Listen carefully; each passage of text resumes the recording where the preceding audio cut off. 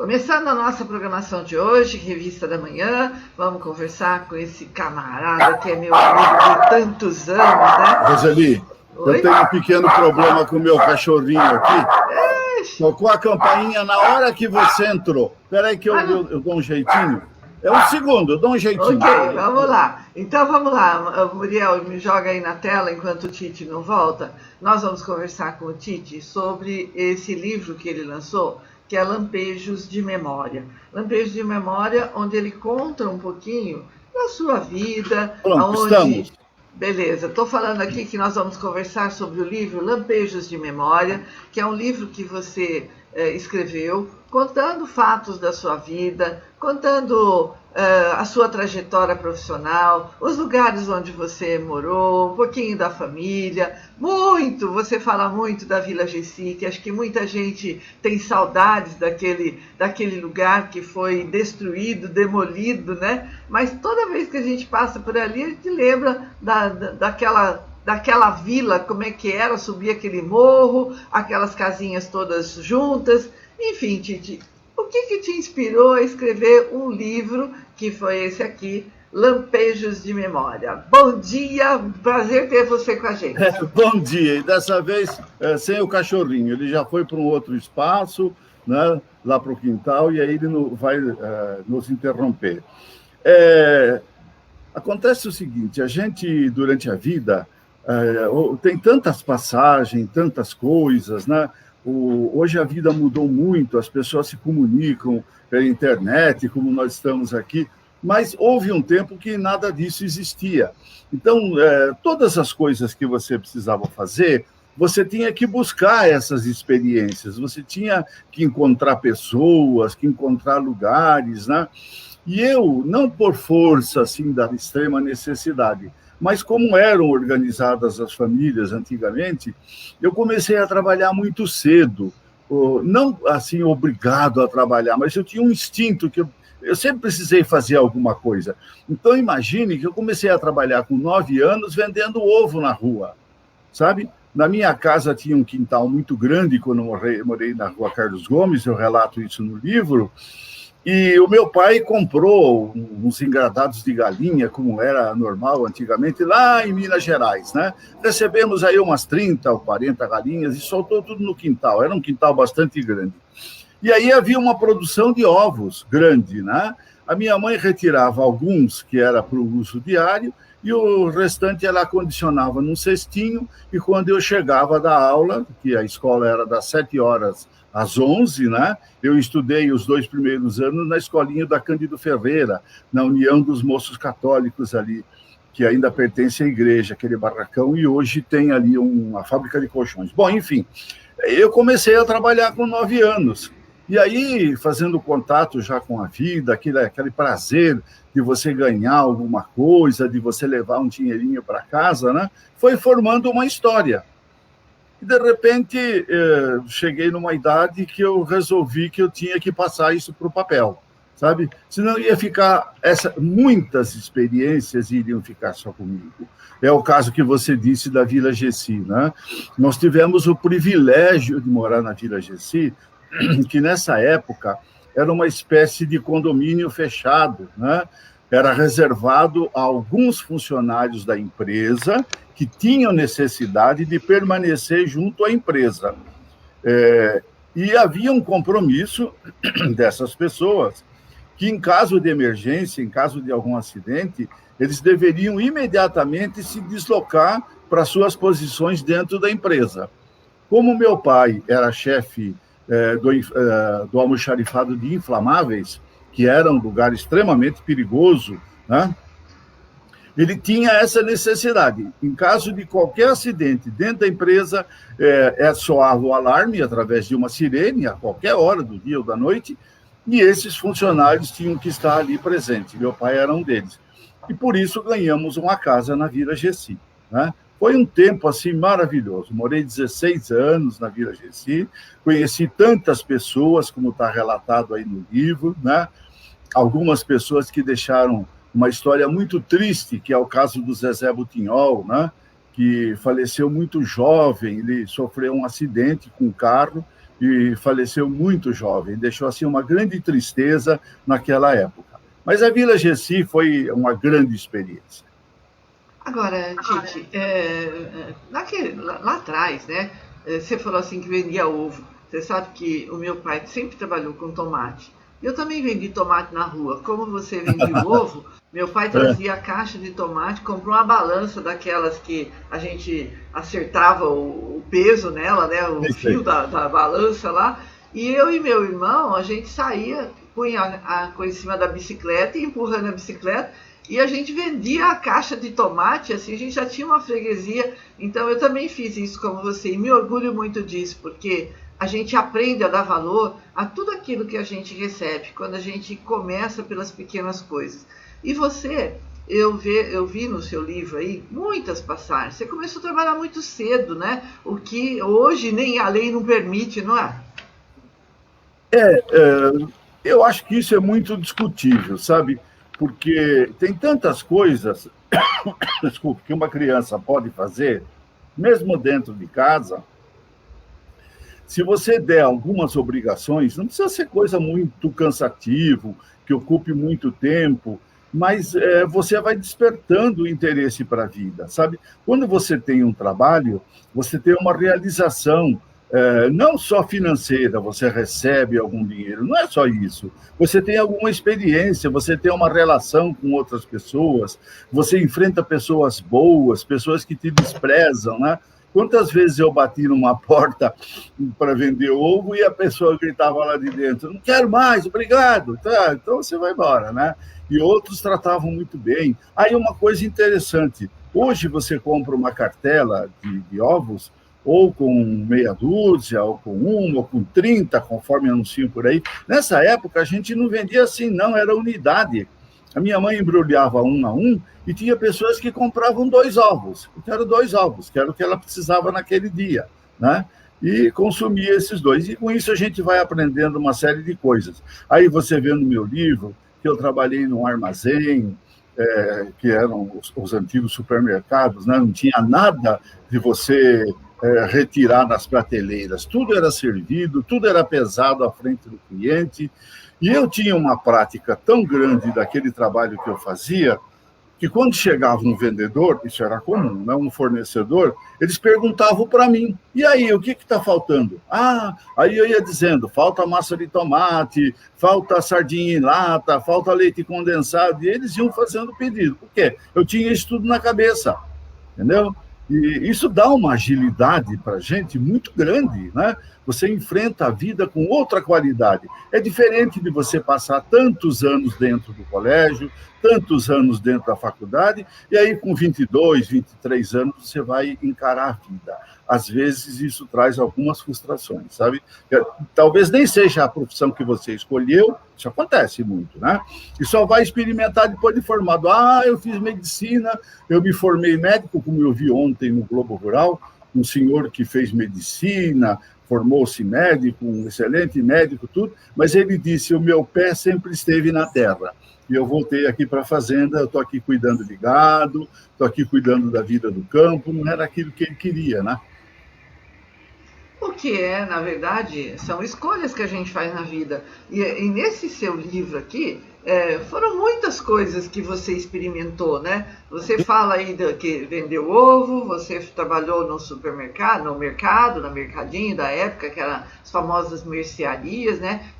Nós éramos atendidos no balcão, e aí eu lembro do Stefanini, eu era menina, e a minha mãe me mandava fazer compras. Então eu descia, que a gente morava ali perto, eu passava no açougue do Dado, o Levreiro, que era ali na Independência, comprava as frutas e verduras no Faustino, que era a quitanda, e depois eu ia no supermercado. Muitas vezes eu tinha que fazer 2 vezes, 3 subidas, porque naquela época era tudo no muque, né? E aí, às vezes eu chegava em casa e minha mãe falava assim, essa carne eu não quero, tá muito ruim. Ela engordava de novo e me fazia voltar, né? Mas eram outros tempos, né, Titi? E a gente aproveitou bem esses tempos, né? E aí você vê essa passagem, né, de ser um estudante de curso noturno, quantas dificuldades que a gente enfrentava para estudar. Passei pelo Colégio Lencastre, passei pelo Colégio Cesário Mota, porque eu fui para estudar no Lencastre como estudante, né? E olha que coisa interessante, aí no livro eu conto muito bem isso. Eu fui incentivado a continuar estudando por um amigo, exatamente o Zezé Butinhol. A gente brincava de escritorinho, um passava o papel para o outro, carimbava, etc. E um dia qualquer, o Zezé Butinhol, numa conversa, me disse, escuta, você não gostaria de continuar estudando? Vamos estudar, né? E aí ele me disse como seria isso. O Said, Zé Pedro Said, é isso, né, que foi advogado da prefeitura, lá no tempo do Jerônimo, ele dava um curso de admissão aí no secretariado paroquial, no antigo secretariado paroquial, aquele predinho que tinha ali com várias salas, né? Então ele dava um curso de admissão e depois ele te indicava para estudar no Colégio Lencastre. Ele era uma espécie de arrecadador de alunos para o Colégio Lencastre. E por lá, pelo Colégio Lencastre, passaram o Luiz Bisotto, o Arildo Antunes dos Santos, formou-se em contabilidade lá, se não me engano, e outras pessoas. Se você levantar aí, você vai ver quantos valinhenses passaram por lá e formaram-se em contabilidade. Mas eu não queria contabilidade. E, então, quando eu concluí a segunda série, eu pedi transferência para o Cesário Mota e fui fazer lá o científico. E outro dia, o Dante publicou uma foto do Colégio Cesário Mota, que eu não tenho, achei aquilo maravilhoso. Eu fiz um comentário da minha passagem pelo Cesário Mota, você precisa ver quantos valinhenses, quanta gente importante, que é importante, e tornaram-se importante mais tarde, passaram pelo Colégio Cesário Mota para depois entrar na faculdade, né? E aí tem toda uma história como Campinas, né? Tem umas histórias interessantes aí, como o baile de máscaras, não sei se você passou por essa história, né? O pessoal ia lá pulpar aqueles ricaços que iam fazer o baile de máscara no bar Armorial, que ficava na Rua Conceição, um bar famoso de Campinas. Então, todos os anos tinha um baile lá que eles chamavam de baile de máscaras. Na verdade, era um baile da fantasia. E as pessoas iam ricamente fantasiadas, porque Campinas sempre foi uma cidade meio rica, né? Iam ricamente fantasiados e tal, e os universitários iam lá protestar, brincar com aquelas pessoas, e como eu estudava no Cesário, que ficava naquela direção, ia lá, me misturava com o povo, e aí tem algumas histórias, né? Por exemplo, em Campinas, eu vi a demolição do Largo do Rosário, a demolição da igreja do Largo do Rosário, né? A demolição do Café Bourbon, enfim, de outros prédios muito importantes ali, né? Teatro Municipal de Campinas, eu vi a demolição do Teatro Municipal de Campinas, eu entrei muitas vezes naquele teatro, né? E isso tudo vai te dando uma série de figuras, uma série de lembranças, que eu achei que não seria... seria egoísmo eu guardar isso comigo, sabe? O bandido mascarado, o célebre bandido mascarado, né? Fez tantas coisas em Campinas e nunca foi descoberto. E aí eu conto um pouco dessa história. Eu nunca vi o bandido mascarado, graças a Deus, né? Mas eu ouvi a história todos os dias a respeito disso. E isso é uma coisa que se passou há muito tempo, há mais de 50 anos, né? Mas está aí no livro, está aí colocado, está aí essas experiências, né? Na verdade, né, é como um grande HD de computador, a nossa memória, ela guarda. Se ela for bem trabalhada, tá ali. Na hora você puxa a caixinha e sai a história toda, não é, Titi? Agora, nesse livro aqui, você conta uma passagem porque a Vila Gessi era um baita morro para subir, né? Descer tudo santo ajuda, mas subir não é fácil, não. Eu vou caminhar e ontem, por exemplo, nós andamos pra caramba, eu fiquei muito cansada, porque andamos 9 quilômetros, mas fizemos um trajeto meio suicida, né? Eu saí daqui da minha casa, que você sabe onde é, aqui na Avenida dos Esportes, fomos até o Porto Seguro, então é muita subida. Depois nós descemos aquela rua que é lateral ao condomínio, acho que esqueci agora, não é Milênio, esqueci qual é ali em cima, e descemos, pegamos a invernada e aí nós chegamos no entorno da Vila Gessi, né? Normalmente a gente sobe onde a gente desceu, mas é uma subida brava. E aí você morava lá e subia aquilo, às vezes mais que uma vez no dia, né? Porque voltava para a hora do almoço, ia estudar, voltava de noite. Você comprou uma Vespa. Conta a história dessa Vespa. A Vespa era a maquininha do momento, né? Era Era uma espécie assim de elitismo você ter uma maquininha daquela. E eu comprei uma Vespa usada, uma Vespa que já tinha sido malhada, né? Se não me engano, ela foi do Sérgio Beltramini, antes de passar para mim. E ela tinha sido pintada nova, com uma cor preto e branco, que não era comum, porque as Vespas eram todas cinzas, né?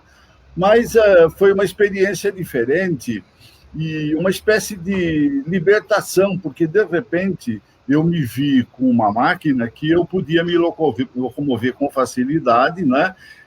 Não ter que subir aqui, descer aquele morro. Se bem que a gente não percebia, sabe? Quando você tem 20 anos, eu costumo brincar e dizer o seguinte: quando você tem 20 anos, você consegue saltar por cima de uma cerca de 4 fios de arame farpado esticado, e quando você chega nessa idade, você não consegue passar por baixo. É complicado isso, mas a gente não percebia aquele negócio, né? Descer de manhã para trabalhar, voltar para o almoço, voltar para a empresa, descer para a escola, às vezes perdendo hora. Eu descia correndo. Quando chegava ali na rua 21 de dezembro, que ali era a saída do ônibus, né? O ônibus já tinha saído. Aí tinha que correr até lá em cima, na 13 de maio, para pegar ele quando passasse. Você imagina o fôlego para fazer isso, né? E a Vespa veio me tirar um pouco essa dificuldade. Só que, fazendo uma referência a essa questão do morro da Vila Gessi, quando eu colocava um garupa na minha Vespa, ela encontrava uma dificuldade muito grande para subir aquele morro, entendeu? Então, chegava uma hora que eu dizia para o garupa: olha, você vai ter que descer aqui, que eu não vou conseguir levar você até lá em cima, que a Vespa não aguenta, né? Aí tinha ido até a metade do caminho, a pessoa descia, aconteceu algumas vezes isso, né? E eu continuava a subida do morro, que, como você disse, não era mole. Mas tinha uma experiência muito boa, que era a queda da brincadeira do carrinho de 4 rodas, né? Aquele carrinho de madeira, que a gente comprava as rodas numa carpintaria, como aí no Concon, né? O pessoal fabricava aquelas rodas e deixava lá. Aí você chegava lá e comprava 4 rodas, 2 maiores para a traseira e 2 menores para frente, e fazia um carrinho. E a gente fazia um carrinho de forma tal que conseguia descer por um morro e subir até a metade do outro, só no embalo. E você imagina quantos acidentes aconteceram, né? Eu tenho marcas aqui até hoje, no cotovelo, de tombo do carrinho, né?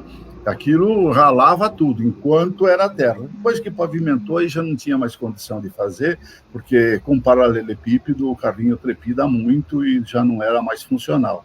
Mas era uma experiência diferente para quem mora num lugar como aquele, né? A Vila Gessi, que ficava lá no alto, tinha uma vista para a cidade muito bonita, uma convivência entre as pessoas muito boa, as famílias se conheciam, se ajudavam, tinha um pouco de fofoca também, que isso é normal, né? Aquele fala-fala, enfim, a Vila Gessi foi uma experiência maravilhosa em todos os aspectos, sabe?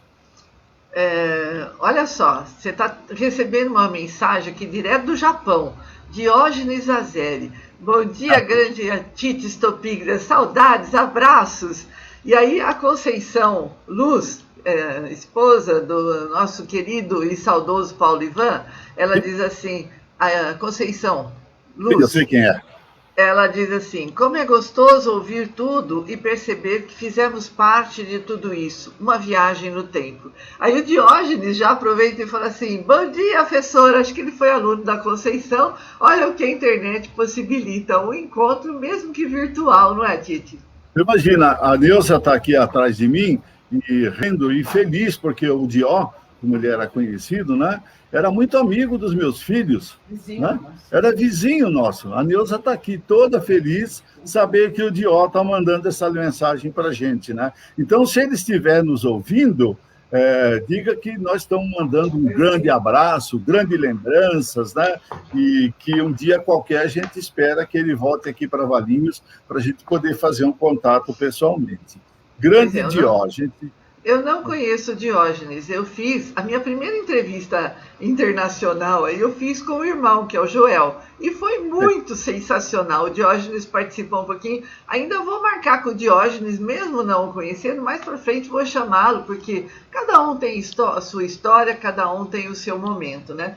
Agora, com certeza ele vai te passar algumas histórias muito boas, porque o Dió viveu naquela época que meus filhos eram pequenos, com aquelas brincadeiras, né? Com tudo aquilo que era maravilhoso de um Valinhos que a gente não consegue enxergar hoje. E talvez ele consiga te passar algumas informações do Japão muito interessantes.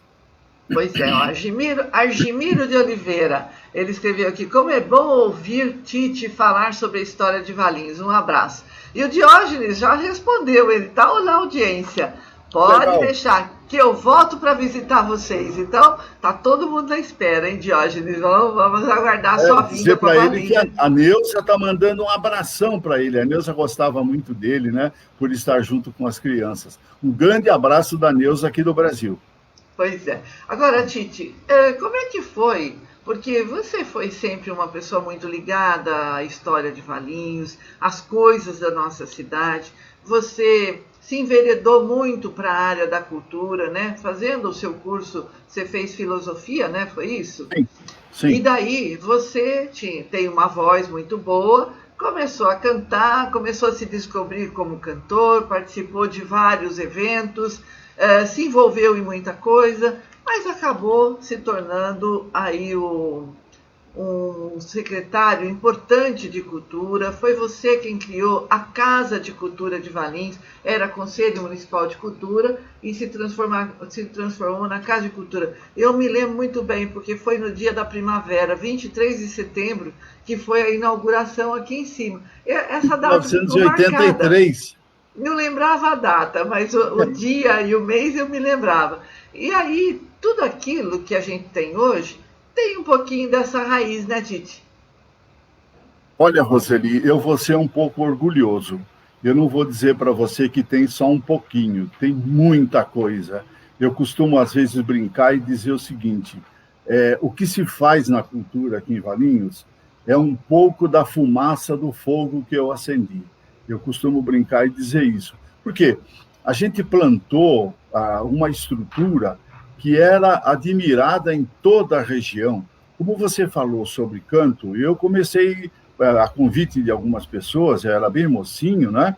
Eu comecei a cantar no Coral Santa Cecília, antigo Coral Santa Cecília, regido pelo maestro Pescarini, e que chegou a ter mais de 60 integrantes.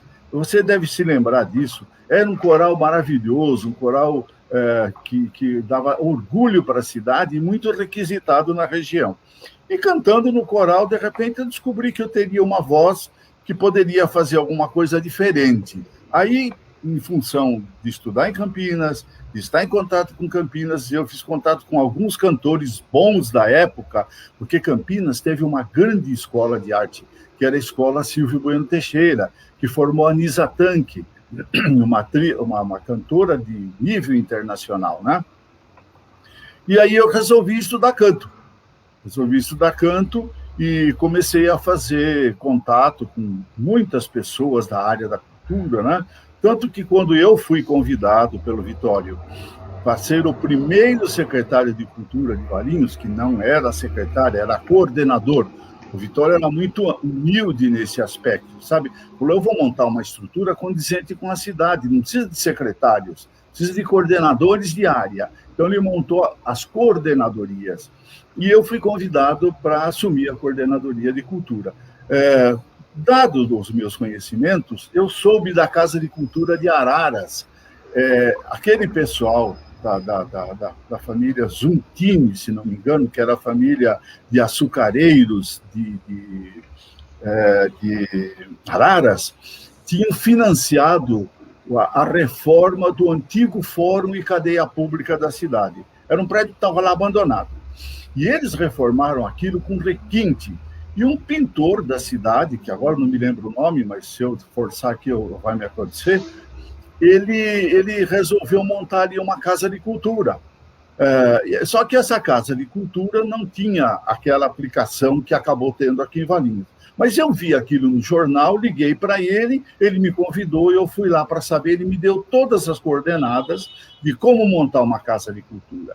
E aí montamos uma casa de cultura agregada à nossa coordenadoria de cultura, que na época somava, inclusive, esporte e turismo, né?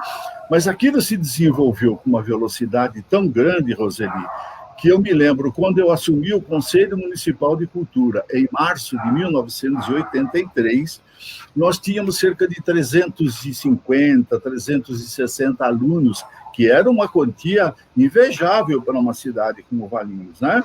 Frequentando aqueles cursos do Conselho. No ano seguinte, da Casa da Cultura, nós passamos de 800 alunos.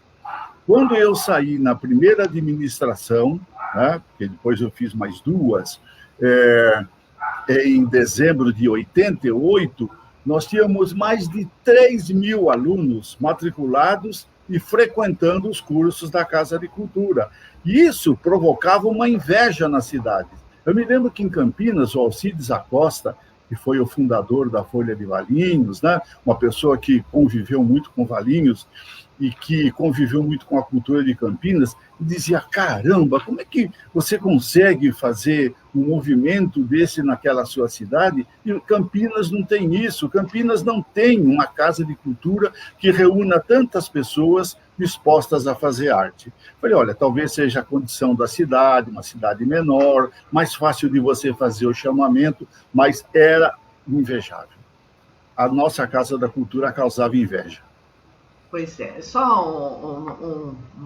uma retificação. O Alcides Ladislau Acosta, ele foi também meu professor na área de jornalismo quando fiz a faculdade. Ele não foi fundador da Folha de Valinhos, ele foi diretor de jornalismo durante muitos anos, né? Ele Sim. comandou a Folha, mas não foi o fundador. Eu pensei que ele fizesse parte da fundação. Não. Eu imaginei aqui, isso. Ó, tem mais recadinho aqui. A Conceição, né, aproveitando esse link com o Diógenes, que bom encontrar, meu querido, né, que foi aluno dela. E ela diz assim que também foi professora da sua filha, da Renata, a Conceição. Olha! E o Diógenes manda um beijo para Dona Neuza Stopiglia. E pronto, tá tudo feito aqui, hein? Tudo já linkado. Tudo em família, tudo feito. Você imagina você conseguir trazer uma informação do Japão, que está no outro lado do mundo, que agora deve ser noite, né? Agora já deve estar... Tem gente já dormindo lá, né? E nós estamos aqui batendo papo. É um milagre da internet. Pois é. Agora, Tite, com a sua participação na Casa da Cultura, depois como coordenador, depois como secretário que foi, você foi responsável pela realização de muita coisa aqui em Valinhos. E eu, essa semana, a nova escola, que hoje é o Colégio Novati, fez 32 anos. E eu tive uma participação... 32. Um minutinho só, Roseli. Um segundo, deixa eu fechar uma janela que tem uma máquina de cortar grama aqui. Ok, então, 32 anos. Nós estamos conversando com o Antônio Stopiglia, que está contando aí sobre o livro Lampejos de Memória. E aí, Tite, 32 anos da escola. E eu falei para a molecada lá que nós tínhamos feito muitas coisas. E uma delas foi fazer macarrão numa festa italiana que você promoveu na Praça Washington Luiz, que foi um sucesso tão grande que a gente não deu conta do macarrão, de tanta gente que nos apoiou e nos ajudou. Então, a gente cita a festa italiana, a gente cita aquelas apresentações de dança. Festa do folclore, que você participou de tantas. Que varria a Praça Washington Luiz numa das oportunidades, porque esquecemos de marcar a limpeza. Enfim, não foi só isso, né? Aqueles balés russos que você trouxe e inúmeras outras ações que a gente fica muito saudoso. Acabou, não temos mais, né? Assim, tem algumas coisas, por exemplo, algumas secretarias fins, o caso, por exemplo... da Secretaria de Educação, que é uma secretaria fim, mas ela tem um método, ela tem um dispositivo que ela precisa seguir, né? Tem um regulamento que ela precisa seguir. Secretaria da Assistência Social, também ela tem um regulamento, ela precisa seguir aquelas ordens e tal. Uma Secretaria de Cultura precisa ter à frente da Secretaria da Cultura uma pessoa que tenha relação com esses conhecimentos, que tenha o mínimo de conhecimento possível, né, para não ser, às vezes, até enganado, e para que não se confunda os objetivos de uma Secretaria de Cultura. E no caso de uma cidade como Valinhos, como a gente fazia, precisa pôr a mão na massa. entendeu? Não adianta você ficar sentadinho atrás de uma mesa, fazendo projetos, marcando seus compromissos numa agenda, a coisa não acontece. É preciso que você ponha a mão na massa, que você faça a coisa acontecer. Você se lembra muito bem que nós fizemos uma festa do folclore, no sábado teve um movimento enorme aquela festa, aquele monte de gente na praça. No domingo de manhã, a partir das 9 horas, a gente já teria apresentações, ia até 4 horas da tarde, e a praça estava imunda, cheia de papéis, cheia de coisas, né? E o pessoal da limpeza não chegou. O que nós fizemos? Eu, você, Fernando e outras pessoas, passamos a mão numa vassoura e vamos lá, gente. Varremos a praça inteirinha para que logo depois as coisas pudessem acontecer. Fosse hoje, eu não quero tecer críticas a ninguém, mas com certeza alguns funcionários diriam, isso aqui não é a minha função, eu não vou fazer isso.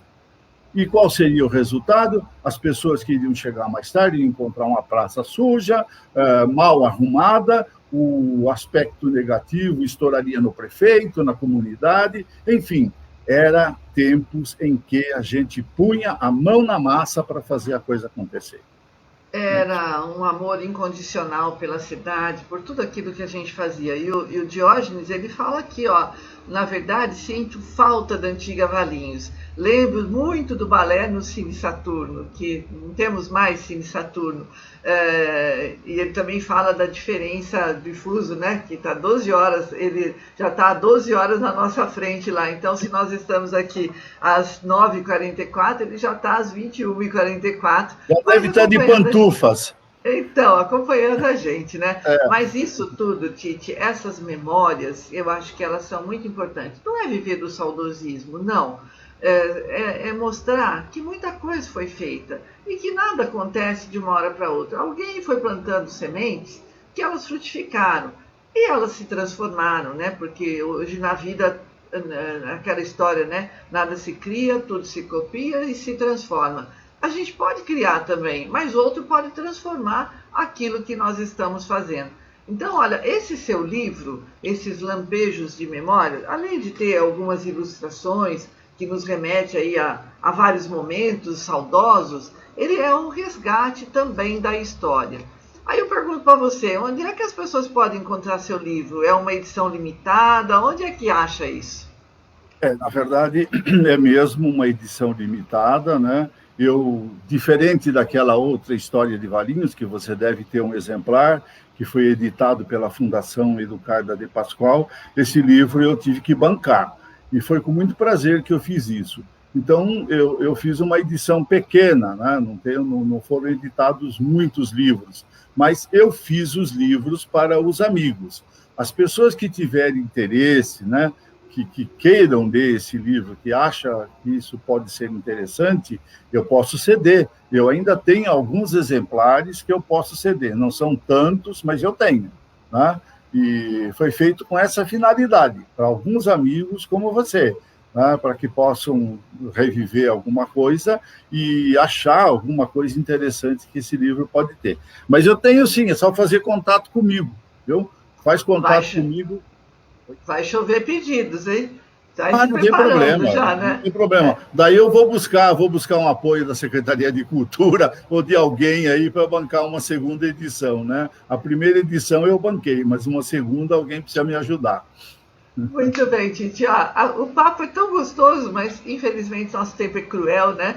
A gente pode voltar outra vez e falar sobre isso. Foi muito legal, passou muito rápido. Você percebe que as pessoas gostam, até pelo tanto de pessoas acompanhando também pela live. Então, olha, eu agradeço demais esse momento com você. Como nós não conseguimos contar toda a história, nós fazemos... Olha lá, a Conceição já disse que quer um livro. Pronto, já vai ter que mandar um para ela. É só fazer contato comigo que eu mando o livro para ela, com certeza.